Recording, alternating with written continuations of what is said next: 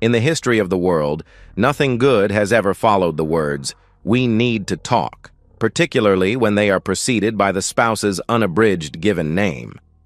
When Greg became Gregory, I knew the last chapter had begun to unfold. The private eye I hired, he looked like a 1950s gumshoe who had escaped from a black and white detective movie, bugged the hotel room my wife Carol shared with her boss, John Hoffman, the recently promoted executive vice president of sales at Home First Enterprises, the friendly alternative to the big boxes. The pictures showed Mr. Hoffman being friendly with my wife in at least 4 positions. From that moment on, I spent every waking moment plotting my vengeance. The most important thing was to act normal until I was ready to unleash a full measure of hellfire upon the deceitful individuals. The next week went by excruciatingly slow. Carol was very guarded about her workday, which had until then been a major topic of our evening conversations. Each day she became a little more withdrawn. But I never let up. "Did anything interesting happen today?" "So, who did you go to lunch with?" And my favorite, "So how's your new boss doing?" Carol would stammer a vague response and change the subject. Our evenings became very quiet. My private investigator had followed them enough to learn that all of their assignments took place during long lunches on Fridays. Hoffman would leave for a customer call at 10:45, and Carol would duck out 10 minutes later. Her excuse was that she had a chiropractor's appointment. They would rendezvous at a business suites motel on the interstate. We had enough evidence to hang the pair in divorce court. The papers were all in order, the cannons loaded, and the war horses were chomping at their bits. It was time to force their hands. I showed up at Home First Enterprises 5 minutes after Carol left. I walked in and asked Maria, the receptionist, to let my wife know her hubby was here to take her to lunch. "I'm sorry, Mr. Eaton, but your wife left a few minutes ago to see her doctor." "Doctor?" I asked. "She has an appointment every Friday at 11:30. She skips lunch a couple of days a week and takes a long lunch every Friday." "Thank you. I must have forgotten," I answered. The day before, I purchased a prepaid phone so I could call her on a strange number. It was the last week of the quarter, and Carol would have to answer so she didn't miss a sale that could put her in bonus. "Good afternoon. Carol Eaton speaking." Her voice sounded sweet, almost musical, like a salesman should. "Is everything all right?" I could barely get the words out. "What are you talking about?" she asked. "I tried to surprise you by popping in and taking you to lunch. The receptionist said you had a doctor's appointment every Friday. Are you all right?" I tried my best to sound concerned. "I'm fine. It was nothing. A routine adjustment at the chiropractor." I could tell by the tone of her voice that her jaw was clenched. She was not happy, and I hoped that would carry over into her affair. "That's strange because I ran into Dr. Wilczak a couple of hours ago. He said he hadn't seen you in over a year and asked if you were cheating on him. When did you change chiropractors?" No response. "Could you at least tell who our new bone crusher is?" "I really don't have time for this nonsense right now. We'll talk when I get home tonight." She hung up. On a typical Friday night, we ordered pizza, and so it was tonight. I was paying the delivery boy when Carol pulled her jet black BMW into the garage. "Perfect timing," I announced. "I don't feel very well. I'm going to lie down for a while." Carol muttered, then rushed up the stairs. The next sound was the bathroom door slamming. She was still awake 3 hours later when I joined her in bed. I pushed it one last time. "Why are you being so secretive about seeing the doctor? Is there something you're not telling me?" I was relentless. "Carol, I'm sick worrying about you. Please tell me what you're hiding. Stop nagging me. I told you there's nothing wrong. It's been a long day and I'm exhausted." "We'll talk tomorrow," she answered. I had a hard time falling asleep because I could hear Carol crying into her pillow. I don't think she slept for more than a few minutes at a time. I couldn't help but wonder how well Oedipus slept the night before he murdered his father. Saturday Carol was the woman from hell from the moment she woke up. If we had a dog, she would have kicked it. We never did have the promised doctor conversation. Whenever I tried to initiate it, Carol ducked the subject. She managed to avoid me for most of the day, but I finally caught up with her after lunch. I pretended nothing was amiss and said we had 6 p.m. reservations at Antoniki's, her favorite restaurant. Maybe that will help you out of the funk that seems to have stolen your smile. Her response was a blank gaze and a shrug. At 5, I found Carol sitting on our bed staring at the wall. I bought you a surprise. I handed her a box from Neiman Marcus. She didn't open it. I felt awkward standing there staring. I hope you'll wear it tonight. When she came downstairs, I complimented her on how beautiful she looked in the new dress. I was going to save these for a special occasion, but it looks like you need them now. I handed Carol a gift-wrapped box.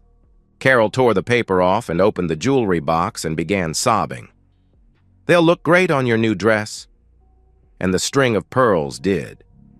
Dinner was a study in silence. She was so softly spoken that the waitress had a difficult time understanding her order. Even 3 vodka gimlets didn't loosen her tongue. Most of her dinner went home in a doggy bag. When I pulled into the garage, she didn't wait for me to open her car door.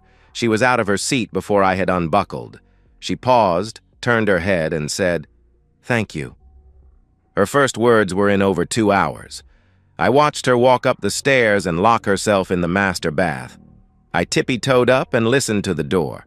As I expected, she was talking to Hoffman, no doubt seeking his reassurance they would soon be together. I retired to my den to await fate. I took a small bottle out of my suit coat's pocket and dry swallowed a handful of tranquilizers. I had been taking those little pills like candy ever since I learned of my wife's infidelity. They were the only thing that kept me from losing it. I could see Carol in the family room mixing another drink.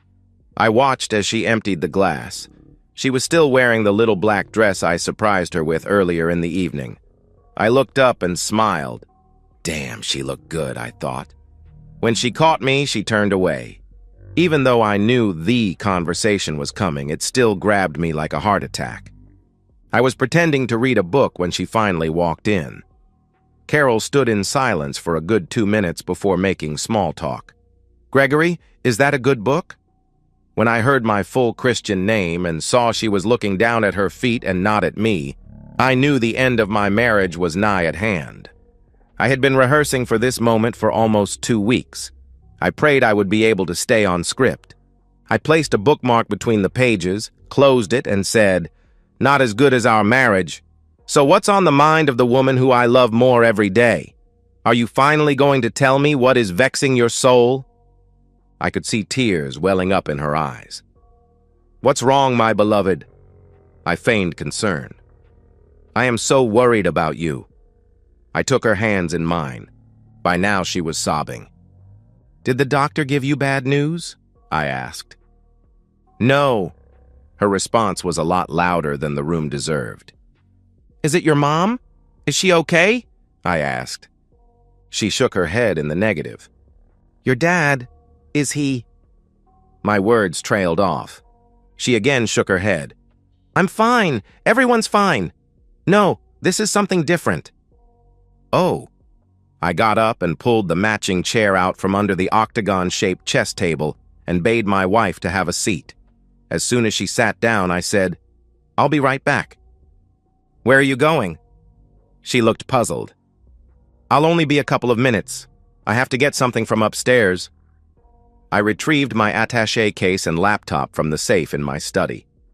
Carol was sitting at the table with her hands folded in her lap when I returned. Her eyes were red and puffy. Without saying a word, I placed my bag on the floor next to my chair, then swept the pieces off the chessboard. They made quite the racket bouncing off the hardwood floor. Carol had a confused look on her face as she watched. Then I sat down facing her, opened my computer, and began typing. "What are you doing?" she asked.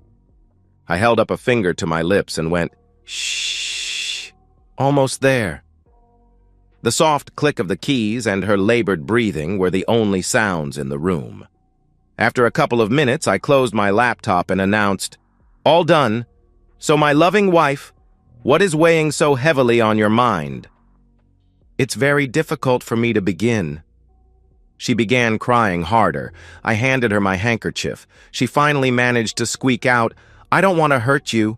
You've been the perfect husband." I didn't say a word. You are... Gregory, you know I love you. And I love you. I took her hands in mine and squeezed them. "That's what is making this so hard," she answered. "Telling me you love me?" I asked. "No, that's easy. Gregory, I love you, but I'm no longer in love with you.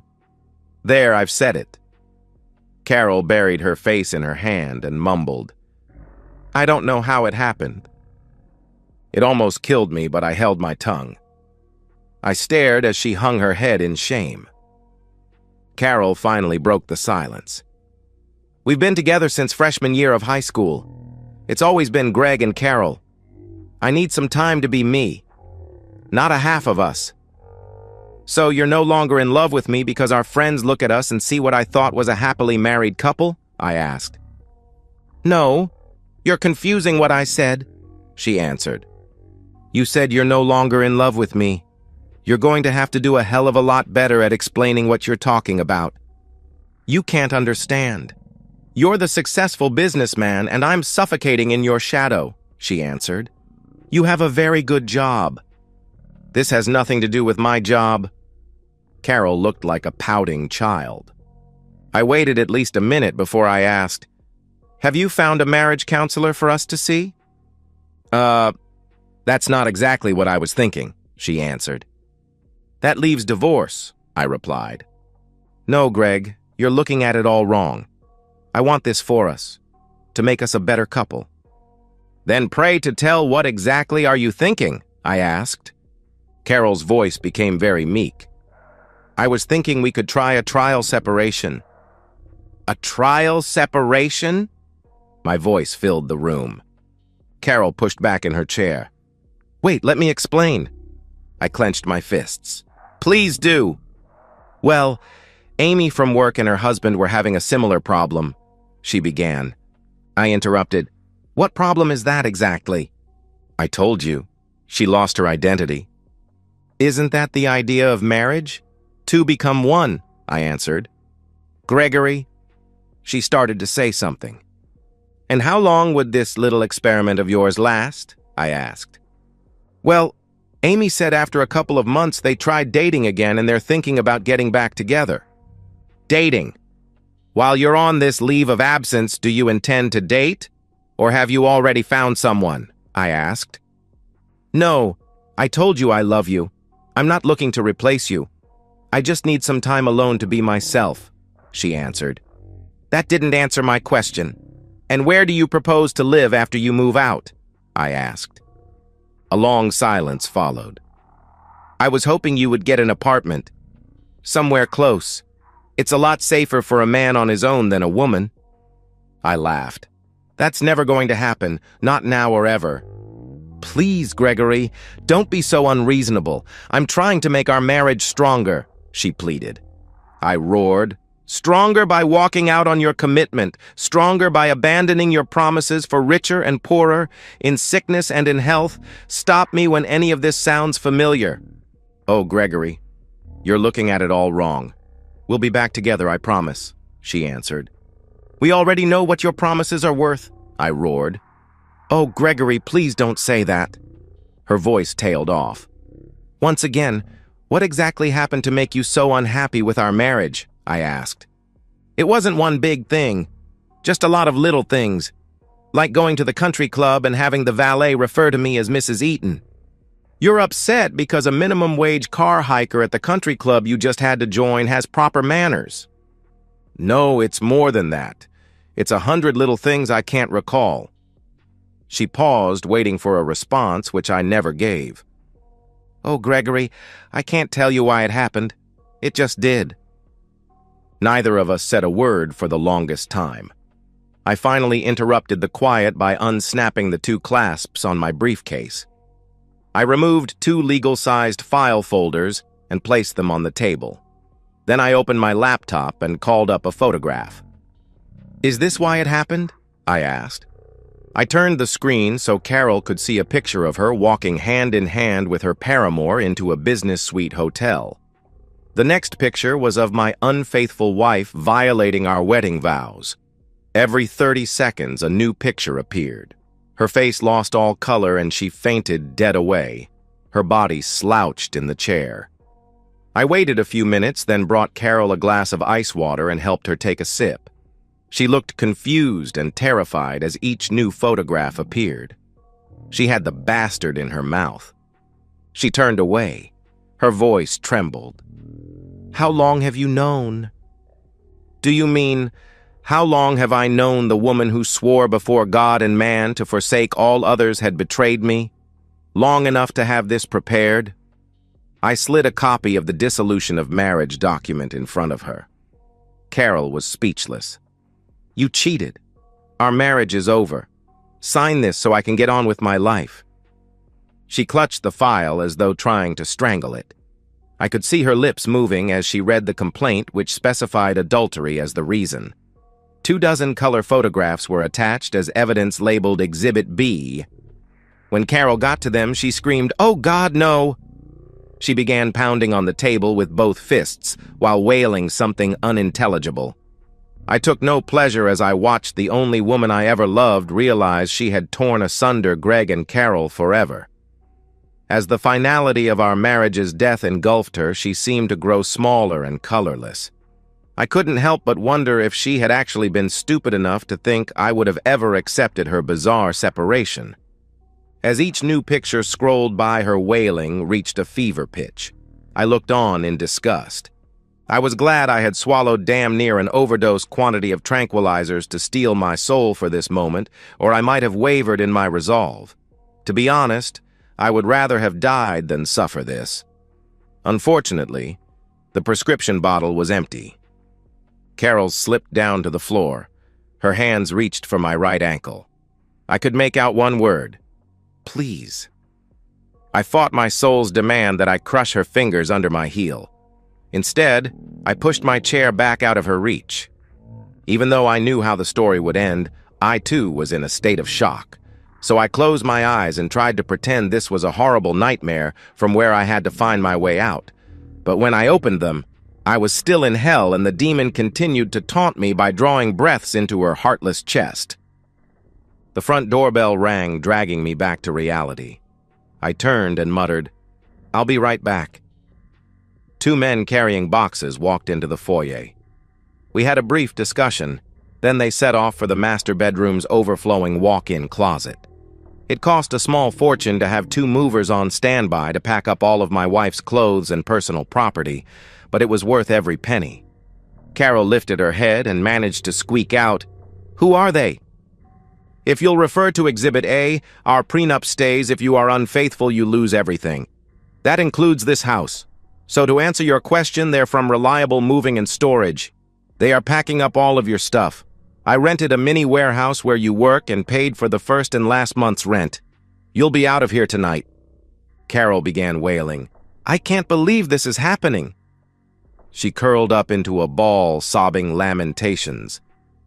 "What exactly did you expect would happen when you were being intimate with your boss?" I asked. "Oh, Greg, can I at least explain?" "It doesn't matter. You're a liar and a cheat. Now, there are a couple of things you should know. The lease for your BMW is in the business name. I've retrieved the keys from your purse because they'll be picking it up in the morning. You'll also find all of your credit cards have been canceled. Your cell phone will be shut off first thing in the morning. Also, your name has been removed from all of our checking and savings accounts. And you'll never have to worry about anyone at the country club treating you with respect ever again." My cell phone rang. I looked at the caller ID and answered. "Is it done?" Some moment later, I said, "Thank you. I'll look forward to your report. I thought you might like to know your boyfriend's 8-month pregnant wife threw him out when my private investigator gave her copies of these pictures." I turned the monitor so she could see the next debauchery. "I told you he was a player the first time I met him. You said I was being silly. Silly. That word is burned into my soul. 2 weeks later, he was with you. 2 weeks. You lasted a whole 2 weeks before you... There was no need to finish my sentence. I have on good authority his wife swore she would divorce him if he cheated again. Oh, did he forget to mention you're the third bimbo she's caught him with, so he's all yours. I guess you won't have to worry about the dangers of living alone. I wish you a happy life together, until he cheats on you too. Carol's cell phone rang. Let me guess. Lover boy calling to tell you the good news. He's all yours. I took the phone off the coffee table and smashed it on the floor. It stopped ringing. Carol's face was contorted into a grotesque mask. I could see the terror in her eyes. You really thought this one through, didn't you? Well, guess what? I've done a lot of critical thinking. Tomorrow morning, my lawyer will be paying a visit to your employer. We've studied your employee handbook, and you should count on being fired. Your boyfriend, too, for moral turpitude. I wonder if they pay unemployment compensation claims for stupid cheating women. And that's just the beginning. The doorbell rang again. I'll be right back. Carol was frozen in place. Her mouth was sloppy, making strange sounds that weren't quite words. I returned, followed by an elderly man in a gray suit. This is Mr. Jackson. Mr. Jackson is a notary public here to notarize your signature on the divorce papers. We'll have the movers witness it. She finally managed to ask the obvious. What happens if I refuse to sign? Then I hit the send key and everyone you know, family, friends, co-workers, everyone at church, the women at the club, anyone I could find who ever knew, you will receive an email overflowing with scores of pictures documenting your adultery. There's even a couple of short videos. Is there anything I could say to make you change your mind? She asked. You've been doing inappropriate things with your boss for at least 6 weeks, and you tried to talk me into moving out of our house so you could be with him in our bed. I know you aren't stupid enough to think I would keep a lying, cheating woman as a wife. Carol looked like a hollow shell of a person. If at any time tonight you had confessed the truth to me, I would have been willing to try anything to save our marriage. I gave you every chance. Instead, all you did was lie. You betrayed me. You betrayed us. I hate you more than I have ever hated anyone, and I am frightened by how badly I want to hurt you. My hands were shaking with rage. But I'll tell you what I will do. Until 6 weeks ago, you were the embodiment of everything a soulmate could be. You were my every dream, my every fantasy. You were the reason I lived, and you killed all of that in me. Ours is a no-fault divorce state. I have a second set of papers that use the vague, irreconcilable differences grounds for divorce. Sign now and get the hell out of my house before I lose control, and I promise I will never tell anyone the truth. Thank you. That's more than I deserve, she answered. 5 minutes later, her signature was duly witnessed and sealed, and the first half of my life ended. Carol looked numb as she stood at the end of the driveway, waiting for a cab to take her to the Business Suites motel out on the interstate. I booked her their usual suite. I wondered if she would see the humor in that. 2 years have passed. I never broke my promise and told a soul. Until now. And so, we've reached the end of today's story. Was it what you expected, or did it take a twist you didn't see coming? I'm curious to hear your thoughts. Share them in the comments below, and let's get a conversation going. If this story kept you hooked, make sure to hit that like button. And if you're new here or just haven't subscribed yet, now's the perfect time to join our community. I bring you fresh, captivating stories every day, so click that subscribe button and turn on notifications so you never miss out. Thanks for watching, and I'll see you in the next one. I used to believe in the fairy tale. Not the Disney kind with princes and castles, but the real-world version. Meet someone special, fall in love, build a life together, grow old side by side. For 17 years, I thought I was living it. Melissa and I met at a friend's barbecue when we were both 25. She laughed at my terrible jokes about SQL databases, and I was captivated by how her eyes crinkled when she smiled. Our wedding 2 years later was small, just 40 guests. In her parents' backyard, string lights overhead, her grandmother's lace tablecloth on the buffet table, perfect in its simplicity. We bought a 3-bedroom ranch house in a quiet suburb of Columbus. Nothing fancy, but it had a big kitchen where we'd cook together on weekends, experimenting with recipes we found online. Sunday mornings meant pancakes and terrible reality TV. Friday nights were for ordering Chinese and binge-watching whatever series we'd discovered that week. We'd pause constantly to discuss plot theories or make fun of the characters' decisions. As a senior software engineer at a tech firm downtown, I've always been the guy who fixes things. When the production server crashes at 2 a.m., I'm the one they call. When junior developers can't figure out why their code won't compile, I walk them through it. At home, I was the same, fixing leaky faucets, debugging the smart TV, solving whatever problem arose with calm efficiency. We chose not to have kids. It wasn't some dramatic decision. We just kept putting it off until one day we realized we were happy as we were. Our friends with children looked perpetually exhausted, their conversations dominated by school drama and soccer practice. Melissa and I had freedom. Spontaneous weekend trips to Hocking Hills, late-night conversations over wine, the luxury of silence on lazy Sunday afternoons. But something shifted about 2 years ago.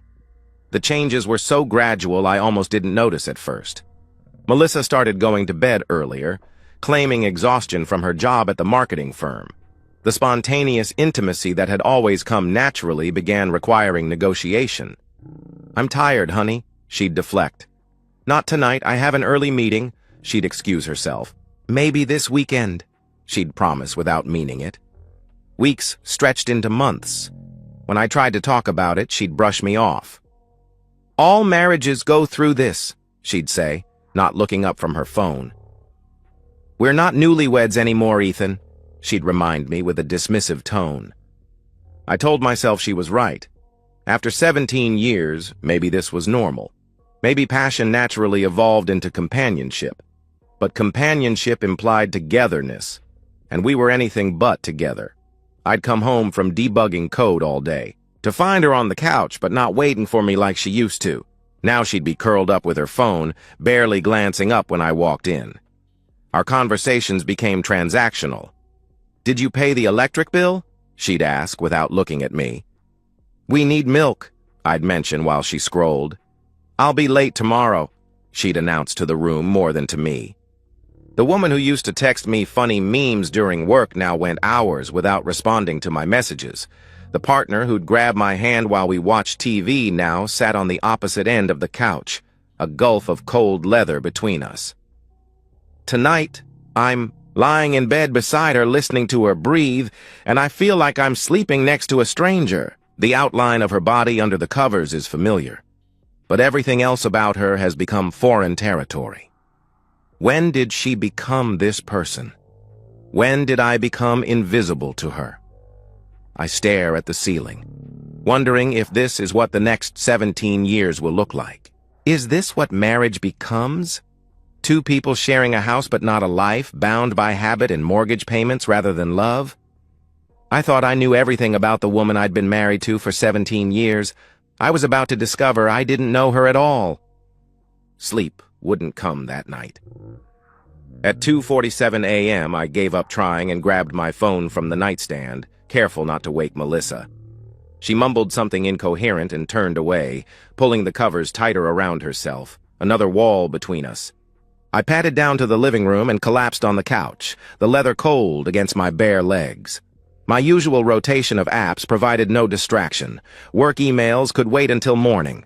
Facebook was full of people pretending their lives were perfect. Instagram was worse. I opened Reddit, scrolling mindlessly through my usual subreddits, programming humor, relationship advice. Ironic, given my situation. Local Columbus news. My thumb moved on autopilot, barely registering the content flowing past. Then I made the mistake of browsing all. The algorithm had decided to show me posts from subreddits I'd never visited, including some of the more risque ones. Normally I'd scroll past quickly, but insomnia and loneliness make for poor judgment. A post from R. Ohio Gone Wild caught my eye. Not because of the partially nude woman in the photo, but because of the bedroom in the background, those curtains. We had the same pattern. Melissa had picked them out at Target last year, insisting they were perfect for our room. I sat up straighter, expanding the image. The dresser in the corner, dark wood with brass handles, the same as ours. The lamp on the nightstand, the one Melissa's mother gave us for our anniversary. My heart began hammering against my ribs. No, it couldn't be. But then I saw it. The tiny mole on the woman's hip, just above the waistband of her lace underwear. A mole I'd kissed countless times over 17 years.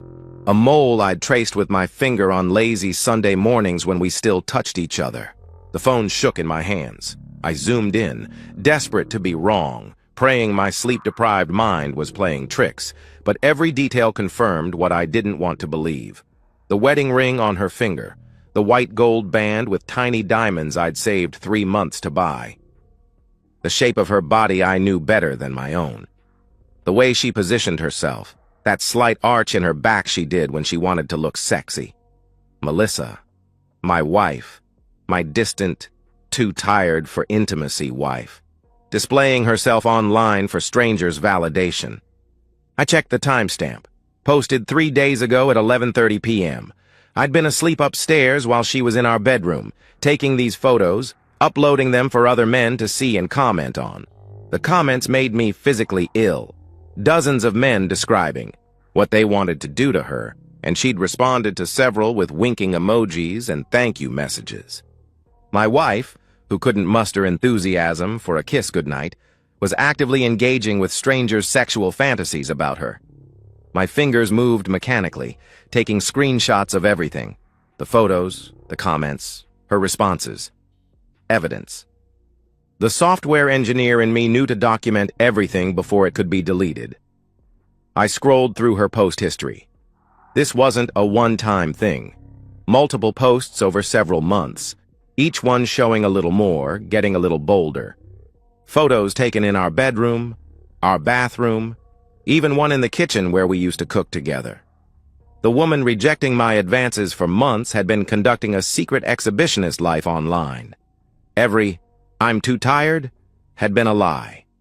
Every "not tonight" had been a choice. She was saving her energy for this. I wanted to storm upstairs, shake her awake, demand an explanation. How could she do this? How long had this been going on? What else was she hiding? But something held me back. Maybe it was the analytical part of my brain that solved complex coding problems, or maybe it was self-preservation, but I knew confronting her with just this wouldn't be enough. She'd deny it, delete everything, possibly even turn it around on me somehow. No. If I was going to confront her, I needed to know everything, the full scope of her betrayal. As an IT professional, I had the skills to find out exactly what my wife had been doing behind my back. I sat on that cold leather couch until dawn, staring at those screenshots, my world fundamentally altered. The marriage I thought I had was a lie. The woman upstairs was a stranger wearing my wife's face. Finding those photos was just the beginning. What I discovered next would make me question everything I thought I knew about my marriage. 3 days passed before I could act. 3 days of pretending everything was normal while my world had shattered. I went to work, debugged code, sat through meetings, all while those images burned in my mind. At home, I forced myself to maintain the routine. Small talk over dinner, watching TV in separate rooms, lying beside her at night while she scrolled through her phone, probably posting more photos for strangers.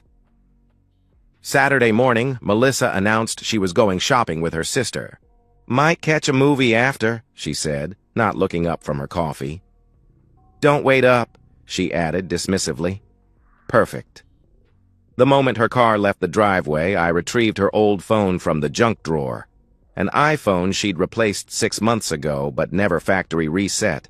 Software engineers know people are lazy about security. Sure enough, it still had her Apple ID logged in. I spent 20 minutes installing a sophisticated mirroring app I'd modified from open-source code. Invisible to the user, it would copy everything from her current phone: messages, photos, app activity, even keystrokes, and send it to a secure server I controlled. When she got home, I'd need just 30 seconds with her phone to pair it. "Honey, can you check if this text sent?" "My phone's acting weird," I asked her that evening when she returned. She handed it over without hesitation, already distracted by whatever was on TV. The pairing completed in 15 seconds. I handed it back, and she never suspected a thing. The data flood began immediately. I sat in my home office, door locked, watching her digital life stream across my monitors. The violated feeling I'd expected to feel never came. Instead, there was only cold determination to understand the full truth. WhatsApp conversations with friends where she complained about our dead bedroom situation, while conveniently omitting that she was the one rejecting me. Text threads with her sister about how unfulfilled she felt, how she needed something more exciting in her life. But the real revelations came from her Reddit activity. The account I'd found was just the beginning. She had multiple profiles across different platforms. Instagram accounts I didn't know existed, Snapchat conversations that disappeared after viewing, but not before my software captured them, Discord servers dedicated to lonely wives, and secret fun. The messages were devastating.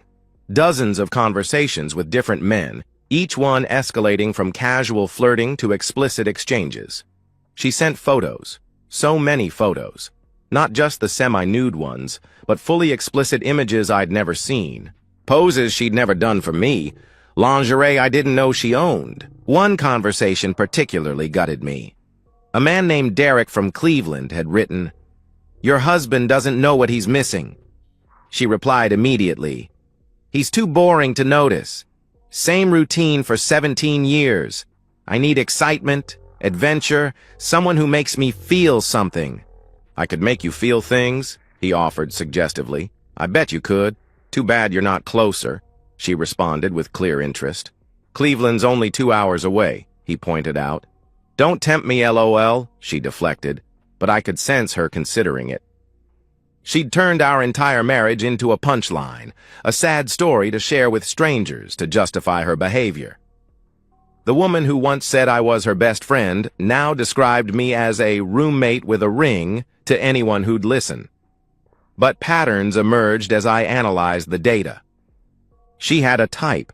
Successful-seeming men who claimed to be entrepreneurs or executives, always from nearby cities, never local.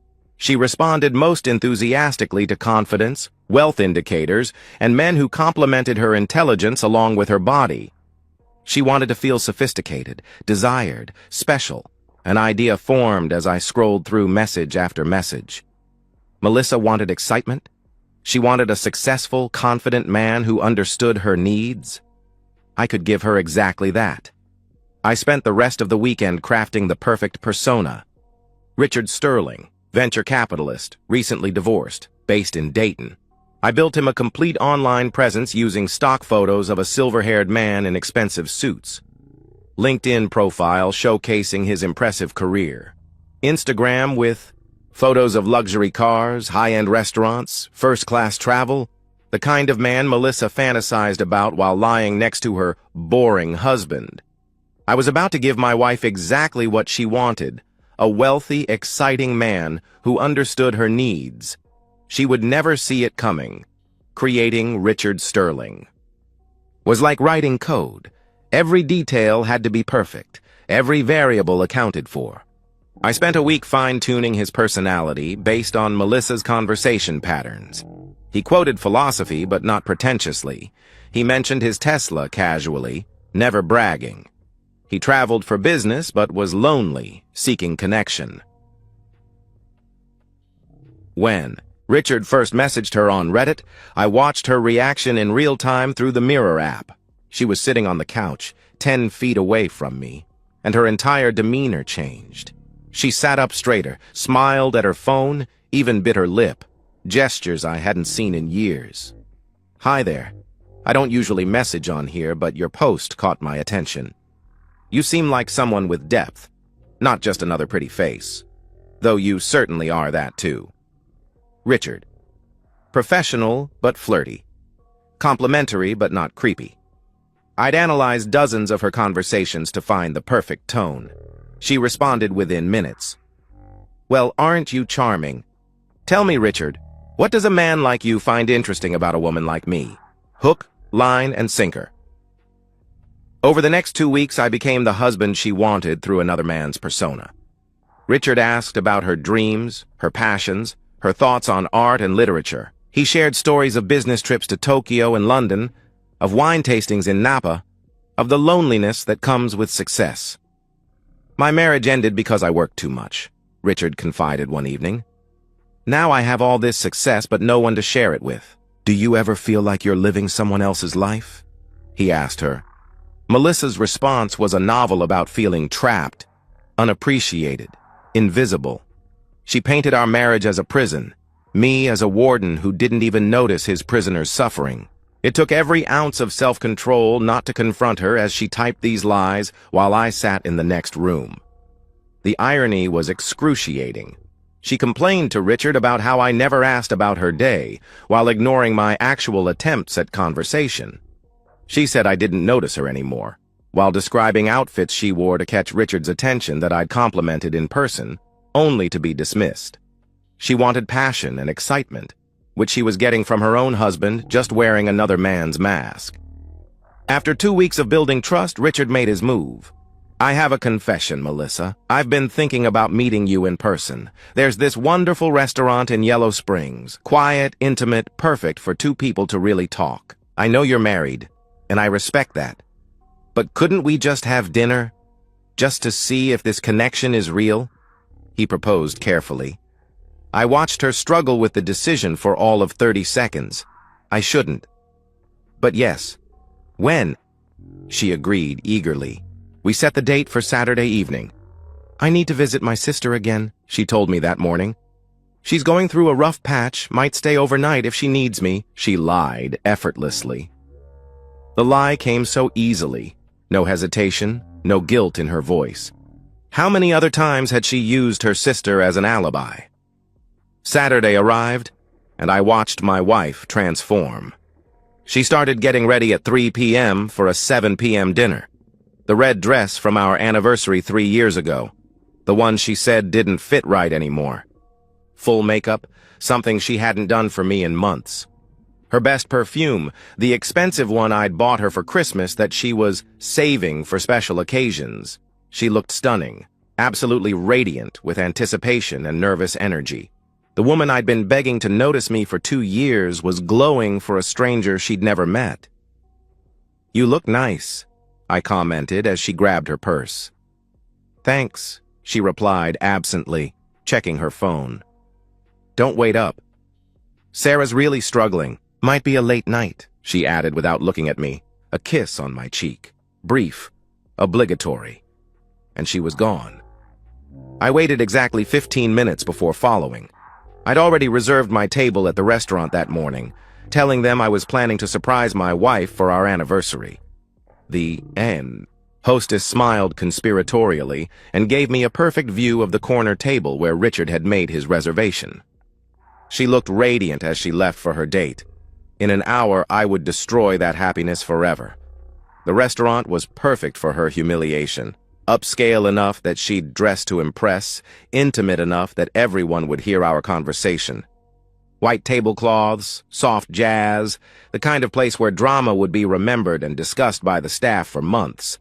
I watched from the entrance as she sat at the corner table, nervously adjusting her dress, checking her phone every few seconds. She'd ordered a glass of wine, the expensive Pinot Noir she only drank on special occasions. Her legs were crossed, foot bouncing with anticipation. She looked alive in a way I hadn't seen in years. 15. Richard was late, but she didn't seem concerned yet. She typed something on her phone. I knew without checking it was a message to Richard about running late being fashionable. 20. A touch of worry crossed her face. Another glass of wine ordered. 25. She was typing frantically now, probably asking where he was, if everything was okay. Time for Richard's final message. "Look up." I watched her read it, confusion flickering across her features. When she raised her head and saw me walking toward her table, her face went through a transformation I'll never forget. Confusion to recognition to panic to desperate calculation, all in the span of 3 seconds. I slid into the seat across from her, calm as still water. "Hi, honey." "Sorry Richard couldn't make it," I said evenly. "Ethan! What are you doing here?" she stammered. She forced a laugh, high and brittle. "This is so weird. I was just... Sarah canceled last minute and I was already dressed, so I thought I'd treat myself to dinner," she attempted to explain. "In Yellow Springs? 40 minutes from home?" I questioned. I was driving around thinking, you know how I get when I'm stressed." She scrambled for an excuse. I pulled out my phone and set it on the table between us. "Should we review Richard's messages together? Or would you prefer to start with your Reddit posts?" I asked calmly. The color drained from her face so completely I thought she might faint. Her mouth opened and closed like a fish gasping for air. "I particularly enjoyed the part where you called me a boring roommate with a ring. That was creative," I continued. You catfished me. You tricked me," she accused, her voice rising. "I discovered my wife posting nude photos online and having explicit conversations with strangers. I investigated. There's a difference," I corrected her. Her voice rose even more, drawing attention from nearby tables. "You had no right to invade my privacy like that," she protested loudly. "Privacy?" I kept my voice level, which seemed to infuriate her more. "You posted photos taken in our bedroom on public forums. You forfeit privacy when you broadcast our marriage problems to strangers on the internet," I responded matter-of-factly. "It was just fantasy, just chatting. I never actually did anything," she defended desperately. I swiped to her conversation with Derek from Cleveland. "Don't tempt me? When he suggested meeting?" I showed her. Another swipe. "Or how about Tom from Cincinnati, who you sent our address to before chickening out?" I revealed. People were definitely staring now. A woman at the next table whispered urgently to her husband. Our waiter hovered uncertainly near the kitchen door. "You don't understand," she hissed, leaning forward. "You stopped seeing me. You..." "Stop trying," she accused. "I asked you out for date nights every week. You were too tired. I tried to plan vacations. You weren't interested. I bought lingerie for your birthday. You said it was impractical," I listed calmly. "That's not the same as..." she started. "As what? As sexting with strangers?" "You're right, it's not the same. It's what a husband does when he loves his wife. What you did is what someone does when they've already checked out but are too cowardly to leave," I interrupted firmly. She tried tears then, the last weapon in her arsenal. "Ethan, please, we can work through this. Counseling, therapy, whatever you want," she pleaded. "What I want is a wife who doesn't share naked photos of herself with half of Ohio while telling me she's not in the mood. What I want is a partner who doesn't describe our marriage as a prison to strangers online while I'm sleeping next to her," I stated clearly. I stood up, pulling out my wallet to leave cash for her wine. "Where are you going?" she asked, panic creeping into her voice. "Home. To pack your things. You can go stay with your sister, for real this time. Tell her whatever story you want, but when she asks why, know that I have screenshots of everything. Every photo, every message, every lie," I informed her. "You can't just throw me out. I'm your wife. That's my home too," she protested desperately. "Divorce papers will be delivered to your sister's house on Monday. Don't come by the house. Don't call me. Communicate through lawyers only," I instructed coldly. I turned to leave, then paused. "Oh, and Melissa, Richard Sterling thinks you should know. You're not as subtle as you think. That mole on your hip is very distinctive," I added as my final blow. I left her sitting there, exposed and broken. But her humiliation was just beginning.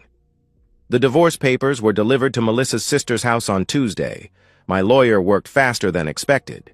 Clean, simple, no-fault divorce with a property settlement that gave her exactly what she was entitled to by law and not a penny more. She didn't contest. How could she? I had 60 pages of evidence attached to my filing. Her sister called me that first week, voice sharp with indignation. "How could you throw her out just for wanting some time to herself? She's devastated, Ethan. 17 years and you ended over one fight? She demanded. I emailed her a carefully curated selection of screenshots. Nothing too explicit, just enough to paint the picture. Her Reddit profile, some of the tamer photos, a few choice messages about how boring and pathetic I was. The phone call lasted exactly 3 more seconds. Oh my God, I had no idea. I'm sorry, she apologized before hanging up abruptly. 2 weeks later, Melissa was asked to leave her sister's house. Apparently, she'd made a pass at her brother-in-law after a few glasses of wine, claiming she was just being friendly when caught. The pattern was becoming clear to everyone. Melissa didn't want excitement or adventure. She wanted attention, validation, and had no boundaries in seeking it. She moved in with a friend from work. That lasted a month before similar issues arose. Then a studio apartment on the south side of Columbus. I heard through mutual friends that she'd been caught using company time to manage her various online personas, leading to a quiet resignation from the marketing firm. Last I heard, she was working part-time at a boutique in Dublin, living in a small apartment still active on Reddit under new usernames I occasionally stumbled across. Same photos, same desperate need for validation, same complaints about how unfair life had been to her. She never acknowledged what she'd done. In her version of events, posted across multiple support forums, she was the victim of an elaborate entrapment scheme by a controlling husband who couldn't handle her need for self-expression. Some people bought it. Most didn't, especially when they noticed the patterns in her stories, the inconsistencies, the constant need to be the victim. I kept the house, repainted the bedroom, bought new furniture, erased every trace of her presence. The divorce was finalized in 6 months. Ohio's mandatory waiting period. Clean break, no alimony, no drama in court. She knew fighting would mean more evidence becoming public. I sleep better alone than I ever did beside a stranger pretending to be my wife. Sometimes I wonder if I was too harsh, if I should have tried counseling, given her another chance. Then, I remember those messages, the ease of her lies, the months of rejection while she sought attention from strangers. Some problems can't be fixed with debugging. Some corrupted code needs to be deleted entirely. Melissa wanted excitement, validation, adventure. She got all 3, along with the consequences. The mirror finally showed her who she really was, and she couldn't stand the reflection. As for me, I learned that sometimes the bug in the system isn't in the code, it's in the user, and sometimes the only solution is a complete system restore. And so, we've reached the end of today's story. Was it what you expected, or did it take a twist you didn't see coming? I'm curious to hear your thoughts. Share them in the comments below, and let's get a conversation going. If this story kept you hooked, make sure to hit that like button. And if you're new here or just haven't subscribed yet, now's the perfect time to join our community. I bring you fresh, captivating stories every day, so click that subscribe button and turn on notifications so you never miss out. Thanks for watching, and I'll see you in the next one.